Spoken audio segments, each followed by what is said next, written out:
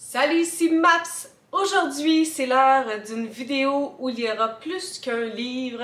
En fait, ce concept part de plusieurs idées qui se sont jumelées.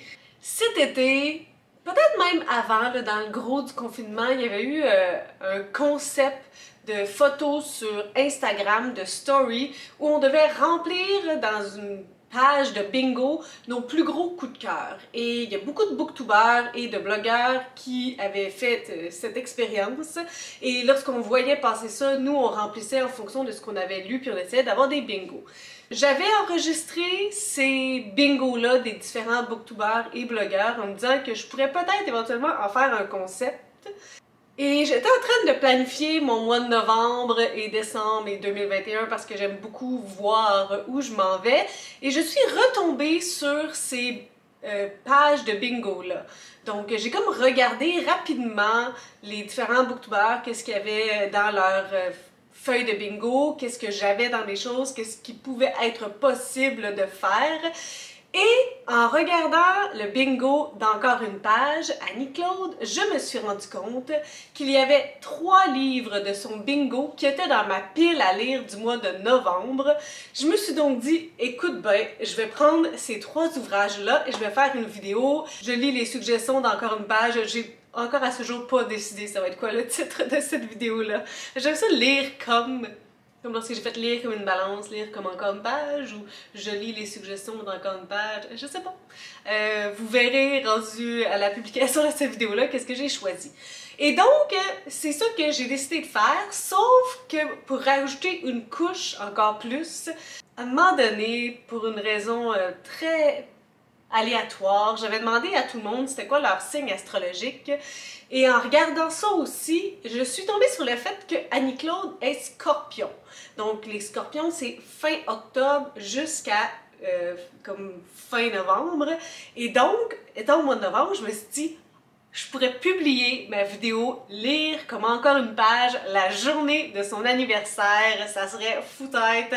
Eh bien, aujourd'hui, lorsque je publie cette vidéo, et non lorsque je la filme, on s'entend, c'est l'anniversaire d'Annie-Claude. Alors envoyez-lui full d'amour, de love. Je vous mets sa page en barre d'informations parce que cette vidéo-là ne pourrait pas exister sans elle. Donc c'est pourquoi je lis 3 livres qui sont des gros coups de cœur pour elle. On commence cette vidéo avec Manikanetish, qui est le 2e ouvrage de Naomi Fontaine. Naomi Fontaine que j'ai déjà lu.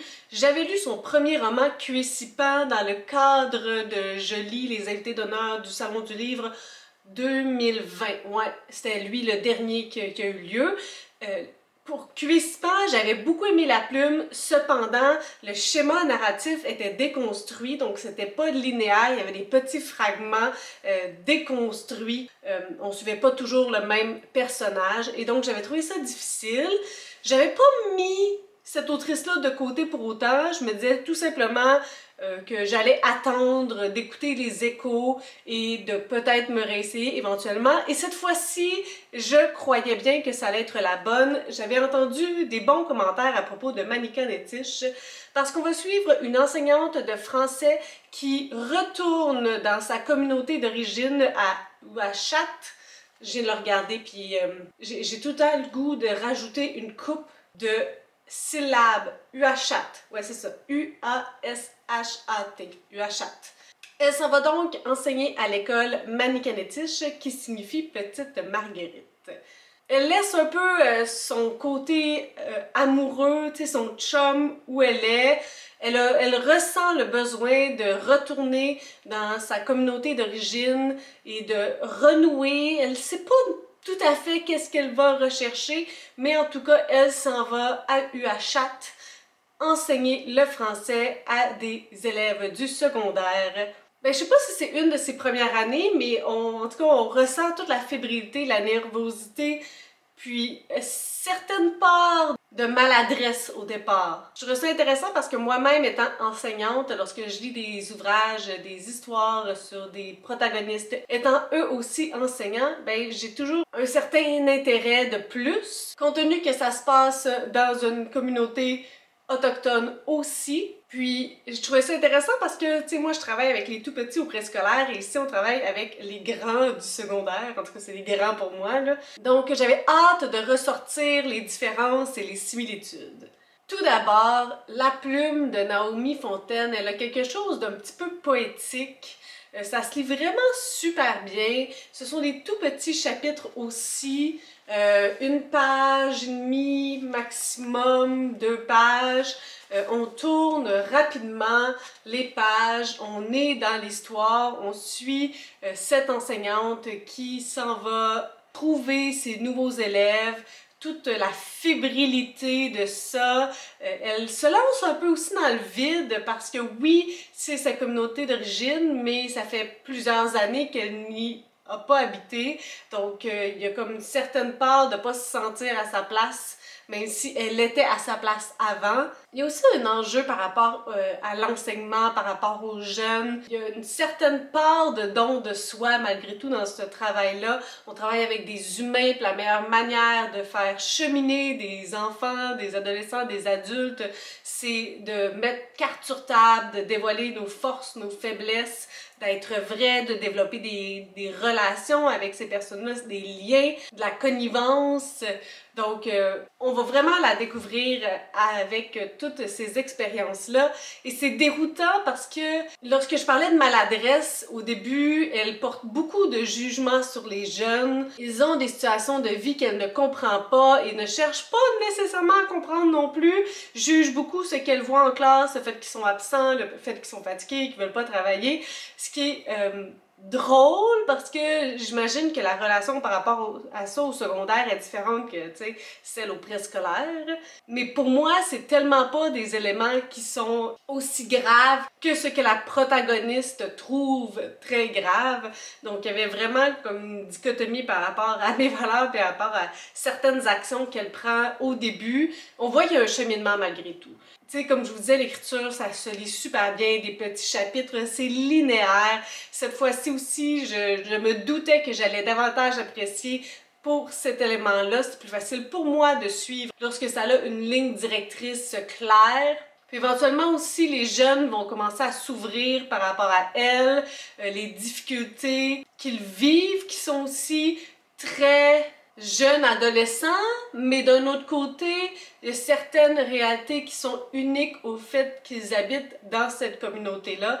Donc, il y avait beaucoup d'enjeux soulevés qui étaient super intéressants, un ouvrage qui est poignant, puis la finale, elle était vraiment là sur la corde raide, on ressentait tout le cheminement parcouru par cette protagoniste-là. On sait aussi qu'il y a pas tout qui est réglé, il y a encore plein d'incertitudes, il y a plein de situations imprévues, mais on ressent qu'il y a une certaine sérénité, un peu plus par rapport à ça qu'on l'a vu cheminer. Donc j'ai beaucoup aimé ce livre-là, j'ai aimé l'écriture, j'ai aimé les thématiques, j'ai aimé la façon que ça a été abordé. On se sent transporté avec douceur avec cette protagoniste-là, malgré les maladresses, malgré les défis, les obstacles. On comprend aussi tous les enjeux autour de ces questionnements, autour de ses décisions aussi. Elle arrive bien à nous l'expliquer parce qu'on est dans ses pensées. Donc définitivement, j'ai bien aimé. La deuxième lecture dont je vous parle, c'est Le Plongeur de Stéphane Larue. Ce livre-là, j'étais aussi curieuse que craintive. J'en ai tellement entendu parler, mais en même temps, j'ai pas entendu tant de critiques plus que des « Oh my god, c'est super bon, c'est un coup de cœur » de la part de plein de personnes et entre autres, d'encore une page, Annie-Claude. Et donc, je l'ai maintenant dans mes mains, mais j'avais vraiment la chienne.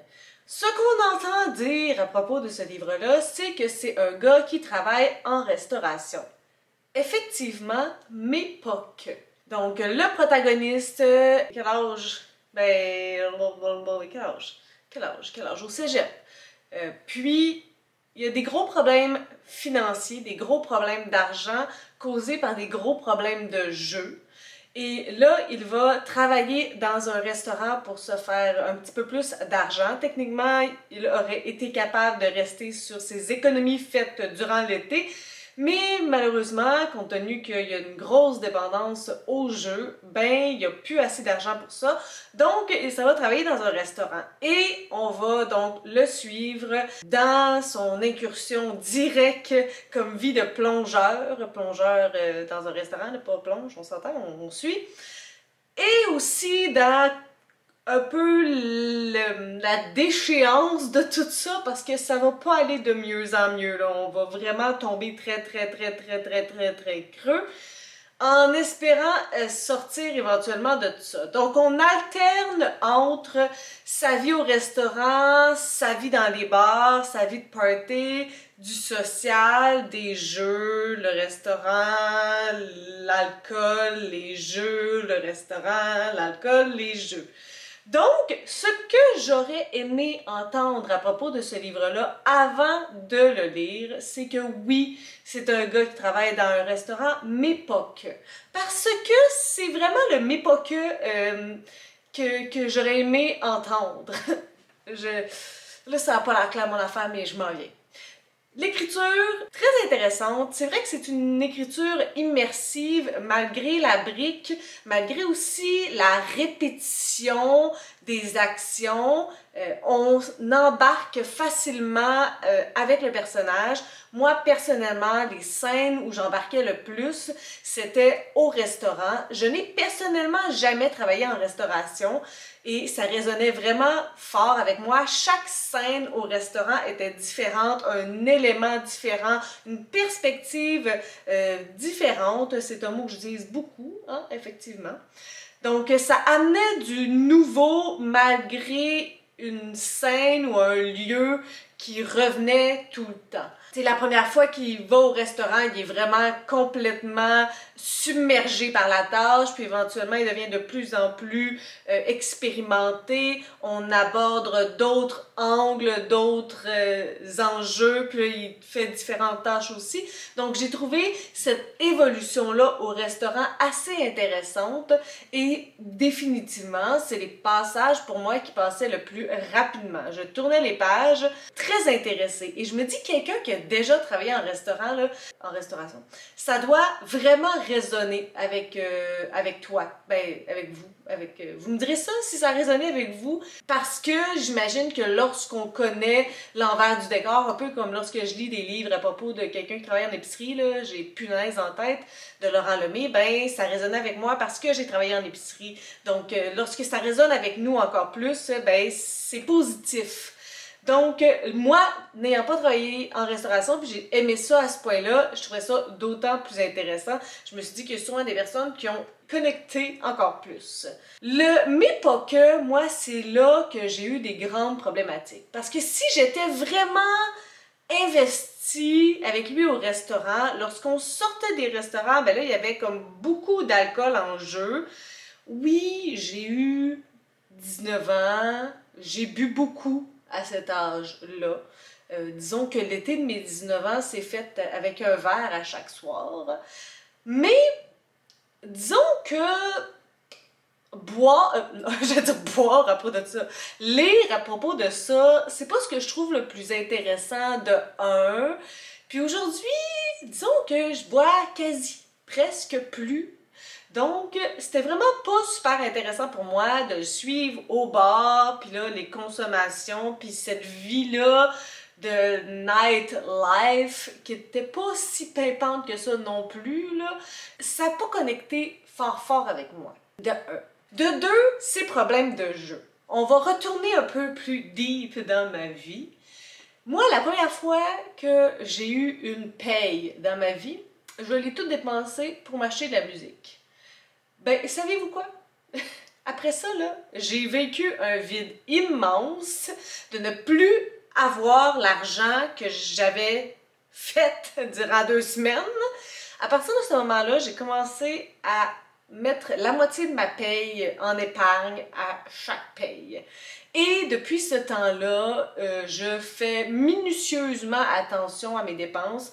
Oui, je suis pas quelqu'un qui dépense abondamment, puis tu sais, comme les livres, si vous me connaissez un peu, vous savez que je suis très capable de les louer, j'ai pas nécessairement besoin de les acheter, donc il n'y a pas de gros vices qui coûtent cher dans ma vie, mais donc, ces problèmes d'argent, ces problèmes de jeu, je connectais pas pantoute. Il y avait une superbe description de comment il se sentait puis de qu'est-ce que ça lui faisait vivre. Moi, ça me faisait rien du tout. J'avais très peu de compassion, qui est problématique probablement, parce que le but, c'est vraiment qu'on compatisse avec lui, qu'on soit empathique peut-être à sa cause, qu'on veuille qu'il se sente mieux, mais qu'on soit nous-mêmes chavirés, ce qui n'est pas arrivé avec moi. Donc ça, c'est comme le deuxième élément qui est resté comme on the edge. Le troisième élément, on va retourner encore plus deep. Écoute, c'est confidence sur confidence. Il aime beaucoup la musique métal. Bon, moi, ça me parle pas, mais outre ça, tu sais, ça aurait pas été si grave que ça. D'ailleurs, la musique métal dans Le Plongeur, puis la musique métal, si vous aimez ça, dans Abîme de Jonathan Reynolds. Tu sais, la musique métal, je connais pas les groupes, c'est sûr que ça me parle un peu moins, mais je suis capable de vivre parce que lui aime le métal, puis pas moi. Tu sais, moi, j'aime du gros kitten pop, s'il vous plaît. Donc, ça, c'était un troisième enjeu bof, mais éventuellement, il s'en va dans un show de métal. Et il vit un mosh pit. Lui, là, il jubile, il trippe, il est comme en transe. Moi, un de mes premiers chums, mon premier vrai chum, a eu un band amateur lorsqu'il était plus jeune. On avait quoi? Lui, il avait 18-19. Moi aussi, j'étais dans ces âges-là. Peut-être un peu plus vieux, lui, puis un petit peu plus moi, 18-19, en tout cas, peu importe. Et donc, tu sais, il y a plein de personnes là, qui se partent des groupes amateurs, puis là, ils font des différents bars et tout ça. Il y avait un groupe punk, il me semble. J'espère qu'il m'écoute pas, parce qu'il serait pas fier. Donc, il y avait un groupe punk, puis parfois, il y avait d'autres groupes qui jouaient avec eux avant, après. C'était plusieurs groupes dans une soirée, des soirées de musique émergente, là. OK? Moi, là, lorsqu'il y avait des mosh pits qui commençaient à se faire, j'avais un de ces malaises internes. C'est probablement une des choses que je déteste le plus dérivées de la musique. Je trouve que ça a l'air d'un troupeau de personnes qui ne se contrôlent plus. Et si toi, tu n'as pas envie de faire partie de ça, il faut que tu sois à des milles loin de eux parce que ça passe invariablement sur toi. Donc, tu sais, un petit bar, là, toi, t'es la blonde du gars qui joue de la batterie en avant, là. Tu veux juste cheerer pour le groupe de ton chum, pis that's it, mais t'es là parce que t'es la blonde, pis blablabla. Mais pendant peut-être le groupe de métal, ton chum il est en arrière parce qu'il est en train de préparer ses choses, puis toi, t'es là. Puis un groupe de métal qui part, ou tu sais, un groupe de musique rock pas mal, tu sais, que le monde a le goût de headbanger leur tête puis de faire des mosh pits, là. Ben moi, là, j'avais zéro plaisir à avoir la chienne, qu'on me ramasse là-dedans puis que j'ai pas envie d'y être. Donc, malgré que lui, il expliquait à quel point il tripait puis qu'il était en transe, moi, j'étais complètement à l'opposé et je capotais pas pantoute. J'aimais pas pantoute ce que je disais, j'étais pas en train de vivre ce que lui, il vivait, puis j'arrivais même pas à comprendre comment quelqu'un peut aimer ça, tu sais. On était vraiment comme à deux pôles d'expérience opposés. Donc, c'est pour ça qu'à la fin, je suis comme sortie mitigée de ce livre-là. Parce que l'écriture était intéressante, tout le volet restauration, je pensais qu'il prendrait plus de place, malgré qu'il en prend beaucoup, là, ben il y a quand même d'autres choses qui prennent de la place, puis c'est toutes ces autres choses-là qui sont plusieurs éléments qui ne me plaisent pas, et c'est différent des autres éléments, tu sais, je dis tout le temps non chronologique, non linéaire, ça me plaît pas, parce qu'il y a plusieurs personnages. Là, c'est même pas ça, c'est vraiment les thématiques exploitées qui sont pas des thématiques qui m'indiffèrent, sont des thématiques qui me répugnent. Donc, je suis restée comme prise avec ça, dû au fait qu'il y a comme 3 éléments super importants, puis que le métal est comme un peu là-dedans aussi. Je tournais les pages, puis là j'étais comme ah, ok, c'est problème de jeu, ok, le métal, whatever, ok, l'alcool, oh le restaurant, cool, cool, cool, oh l'alcool, les problèmes de jeu. Donc ça a été vraiment comme un fail dans ma vie. Mais ça a l'air vraiment plus négatif que c'était. J'ai vraiment aimé l'écriture, j'ai vraiment aimé la ligne directrice, mais si ça avait été d'autres éléments, ça m'aurait définitivement plus plu que ça. Donc, on a comme pas de similarité. On a en fait des grandes divergences qui ont fait en sorte que je ne l'ai pas apprécié à sa juste valeur. Clairement pas. Je pensais le lire beaucoup plus vite que je l'ai lu. Donc, c'est ça qui est ça, malheureusement, pour le plongeur.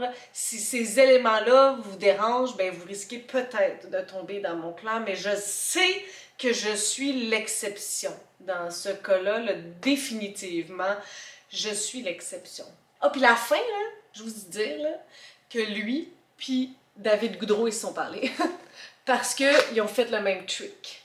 Quant au nom du personnage principal, je veux vraiment pas vous dévoiler quoi que ce soit, mais les deux, là, ils ont utilisé la même technique. Disons que c'est plate parce que dans La Bête, je m'étais fait spoiler la fin, puis je l'avais comme pas oublié parce que j'avais beaucoup aimé le premier tome, puis j'avais pas encore lu le deuxième puis le troisième, puis une fois que tu le sais, ben tu le sais.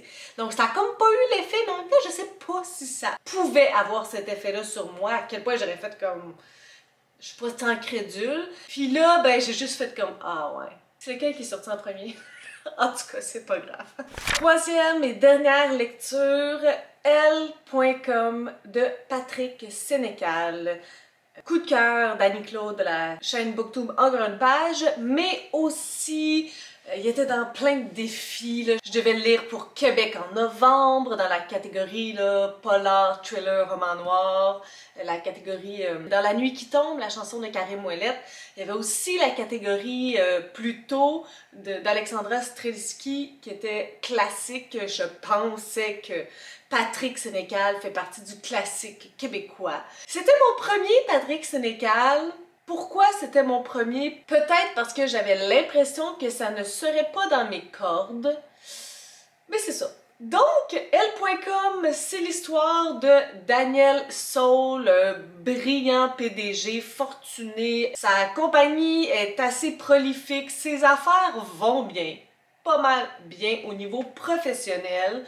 Au niveau personnel, il a un garçon de 17 ans, Simon, et il n'est plus avec la mère de son fils, a une amante régulière, Marie, qui est aussi sa collègue de travail, la vice-présidente de sa compagnie.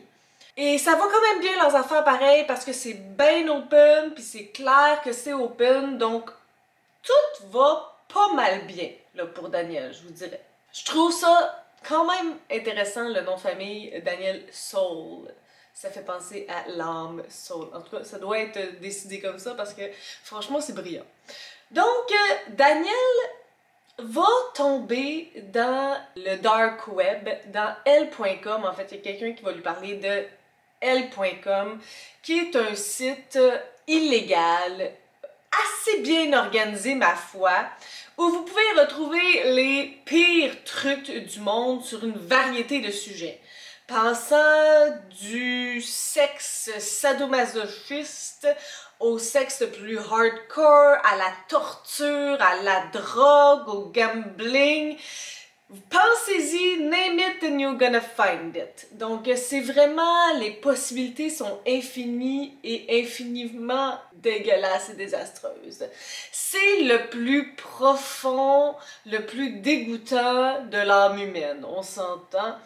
Là où les pulsions les plus primaires, le plus laid de l'humain se retrouvent. Et c'est un site, ma foi, très bien organisé parce que ben, c'est illégal, donc ça demande une grande organisation, ça demande des professionnels de la gestion pour faire en sorte qu'ils sont, introuvable et que s'il y en a un qui a envie de s'ouvrir la trappe, ben qu'on essaie fortement de l'en empêcher ou de faire en sorte qu'il n'a pas vraiment envie de dénoncer. Donc, Daniel va se frotter au dark web. C'est l'histoire de cette belle brique ici. Mon expérience avec Patrick Sénécal. Je suis pas quelqu'un qui lit beaucoup de l'horreur. Je lis de l'horreur pour des défis. Je lis de l'horreur lorsqu'on me suggère de lire de l'horreur, mais c'est pas un genre pour lequel j'ai de l'affection et que je vais de facto. Je savais donc pas qu'est-ce que ça allait donner. J'ai lu quelques contes interdits, sans plus. J'ai commencé à lire le livre, j'avais pas lu 14 pages, que le personnage principal, Daniel, je le trouvais dégueulasse, une vraie marde. Il y avait des commentaires misogynes, des commentaires arrogants, désagréables, toxiques. J'étais comme... En même temps, est-ce que ça se peut que ça soit le but, qu'on se sente de même envers le personnage? Possiblement. En tout cas, fait que j'ai commencé ma lecture, puis je l'aimais pas vraiment. J'aimais pas ses commentaires, puis c'est pas le genre de personnage fraîchier, arrogant, imbu de lui-même. C'est pas des caractéristiques que j'aime, puis il y avait comme rien qui me le rendait attachant. Donc, je suis tombée un peu dans une phase d'indifférence par rapport à lui, puis ça, warning, c'est bien dangereux. Lorsque je tombe dans l'indifférence, lorsque je ne l'aime pas, et lorsque je le déteste pas, on arrive à « je m'en fous ». Et ça va pas bien. Parce que lorsque je me fous d'un personnage, ça veut dire que je me fous de ce qui arrive, et donc ça fait en sorte que je suis pas prise dans l'histoire, peu importe ce qui se passe, que ce soit bien, que ce soit pas bien, qu'il soit dans le trouble ou pas dans le trouble. Je lis comme une lectrice passive. Donc, c'est ça qui m'est arrivé avec Daniel. Ça, c'était la première chose qui a fait en sorte que ça n'a pas bien fonctionné. Éventuellement, là, à rentrer dans le dark web puis à se prendre pour Dieu, il se prend les pieds dans les fleurs du tapis, là, comme on dit. Là. Mais disons que je me disais, ah ben, il l'a comme cherché! Puis tout au long, que ça va de mal en pire, j'avais pas tant de sympathie. J'étais pas tant heureuse que ça aille mal, son affaire, mais pas de sympathie, pas d'empathie non plus. Même si au niveau familial, là, ça décroche, puis la relation père-fils, non, désolé. Donc, c'est un gros enjeu. Lorsque je ne m'attache pas au personnage, c'est problématique. Et je l'ai prouvé à maintes et maintes fois, mais là, vous n'avez pas vu encore ma critique de la bête parce qu'il faudrait que je la filme. Mais je suis capable de m'attacher à des personnages antipathiques. Joe Goldberg de Caroline Kepnes, c'est un personnage que tu peux pas aimer, mais j'accepte de détester le personnage. Je suis capable d'accepter des personnages antipathiques, de les suivre, d'être pris dans leur tête, comme la bête, le personnage principal, c'est ça. Mais là, il était comme on the edge, tu sais. C'était pas une problématique de santé mentale, c'est juste un trou de cul. Ah, j'ai dit ça. Ben, c'est ça que c'est pareil. Puis c'est pas parce que tu t'en rends compte, parce que tu es allé au fond de l'abysse, c'est ça le mot? Au fond de l'enfer, que là, oh ben, rédemption, et non, there's no redemption for you. Je peux bien être aussi crue après avoir lu ça, je viens juste de le finir. Fait que là, je vous donne ça à chaud. J'ai réfléchi quand même un peu. Donc, gros enjeu 1, personnage. Gros enjeu numéro 2, écriture. Je dois vous dire que j'adore les écritures immersives. J'adore avoir les deux pieds dans l'histoire, puis être à chaque moment dans l'histoire, être avec eux, peu importe ce qui se passe dans les bons, les mauvais, l'accalmie, ce qui se passe pendant la tempête, tout. J'aime ça, une écriture immersive. Et récemment, j'ai vraiment lu de super belles plumes, des auteurs qui ont des dons d'écriture, puis là, je vous avouerai que j'ai trouvé ça un peu plate. J'ai trouvé ça vraiment comme drabe, vraiment fade. Je me sentais pas du tout dans l'histoire. C'est sûr qu'il y avait l'enjeu du personnage principal, mais l'écriture non plus, elle faisait pas en sorte que je voulais m'imprégner, que je voulais être à l'intérieur. On avait une discussion au dîner avec mes collègues de travail, et Patrick Sénécal étant un artiste, un auteur très connu, quelqu'un me disait qu'il avait lu, qu'il avait trouvé ça rough, qu'il avait fermé le livre à certains passages, mais qu'il voulait tout le temps y retourner. Puis lorsqu'il dit ça, j'ai fait comme « Ah, that's the problem. J'ai pas ça en ce moment. Je lis parce que je dois le lire, parce que je veux le lire, mais je ne le lis pas parce que j'ai besoin de savoir ce qui va se passer. J'étais très passive, puis même s'il y a un aspect très linéaire à cette histoire-là, chose que j'adore. Vous savez, j'aime ça, les histoires linéaires, mais là, c'était pas un élément assez fort pour faire en sorte que j'embarque. L'écriture me permettait pas de m'imprégner dans l'histoire, puis j'avais pas d'intérêt tant que ça à tourner les pages. Je les tournais parce que je voulais le finir. Puis je pense que c'est trop long, 557 pages. J'ai trouvé qu'on avait fait le tour rapidement. Puis c'est pas les moments plus longs qui faisaient en sorte qu'on établissait des choses différentes. Si j'avais voulu que la relation père-fils me crève le cœur, il aurait fallu que je la voie se défaire. Je ne l'ai jamais vue intacte. Je ne l'ai jamais ressenti. J'ai jamais été au cœur de leur relation familiale. Donc, lorsque ça s'est dépéri, je me suis rendu compte que ça s'en allait mal. Mais j'avais pas vécu le beau. J'arrivais là, puis c'était déjà pas super top. Donc, ça a tombé dans la déchéance, puis moi, j'étais comme « Ah, ouais, c'est sûr qu'il regrette quelque chose, mais je sais pas quoi. » Bon, c'est même pas Maps sur mon reportage, c'est Maps qui vient de finir puis qui a oublié de vous parler des choses. Que je trouve qu'il y avait aussi beaucoup de prévisibilité dans certaines actions, dans certains punchs. Donc, on voyait venir. En tout cas, moi, personnellement, j'avais compris que ça s'en allait là. Donc ça, j'ai trouvé ça dommage. Donc j'ai pas été vraiment surprise non plus. J'ai trouvé ça intéressant de voir le processus qui fait en sorte que tu vas de plus en plus deep, mais je trouvais pas que c'était suffisant. J'ai trouvé que vers la fin, même s'il est complètement troublé, le personnage de Daniel, je trouve que ses actions se justifiaient tellement mal, il faisait tellement des choix de merde pour essayer de se sortir de tout ça. Donc, j'ai vraiment très peu compris tout ça. J'avais beaucoup de difficultés à rationaliser. Puis le volet horreur, ben oui, mais pour que ça fasse effet, il faut aussi que j'embarque, puis que j'y croie, puis que pas juste que je fasse comme « c'est dégueulasse ». Parce que ça, c'est arrivé, hein? C'est pas ça la question. Donc, on retourne à moi. Donc, ouais, c'est un peu comme Pouette-Pouette. Ben, c'est dommage, mais c'est pas plus grave que ça, là, tu sais, je suis quand même pas une grande lectrice d'horreur, fait que, ben, commentaires, vous en prenez puis vous en laissez. Puis, ce qui est intéressant aussi de tout ça, c'est que Annie-Claude et moi, on sait qu'on a certains intérêts communs en lecture, certaines choses qui nous rassemblent, mais je trouve qu'on n'a pas trouvé encore quoi. Je pourrais pas dire aujourd'hui « j'aime ce livre-là, je pense qu'Annie-Claude va l'aimer ».